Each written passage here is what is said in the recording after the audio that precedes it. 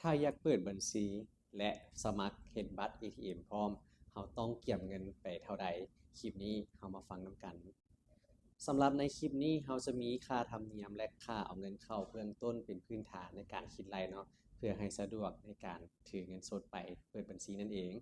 มาเบิ่งประเภทบัตรทำอิฐกันเลยเนาะสำหรับบัตรสีฟ้าตัวนี้เนาะเบื้องต้นเราเปิดบัญชีเอาเงินเข้า50,000กีบค่าธรรมเนียมเปิดบัญชีใหม่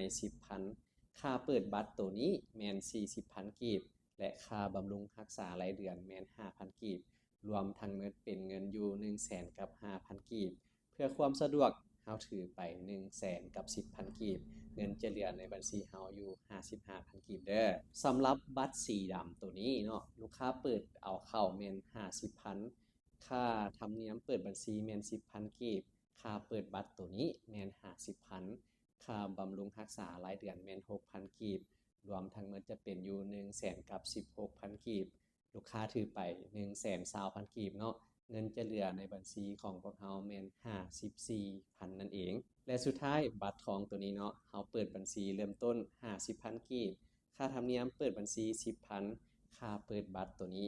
60,000กีบค่าบำรุงรักษารายเดือนแม่น8,000กีบรวมเป็นเงินทั้งหมดแม่น128,000กีบเพื่อความสะดวกลูกค้าถือไป130,000กีบเงินจะค้างในบัญชีของเราอยู่52,000เพียงแต่เราเกี่ยมเอกสารยืนยันตัวตนบ่ว่าจะเป็นบัตรประจำตัวสำเนาครัวหรือพาสปอร์ตอย่างใดอย่างหนึ่งที่เป็นของแท้และบ่หมดอายุพร้อมกับจำนวนเงินดังกล่าวก็สามารถไปเปิดบัญชีกับธนาคารการค้าของพวกเราได้แล้วอย่าลืมพากันไปเปิดหลายๆเด้อ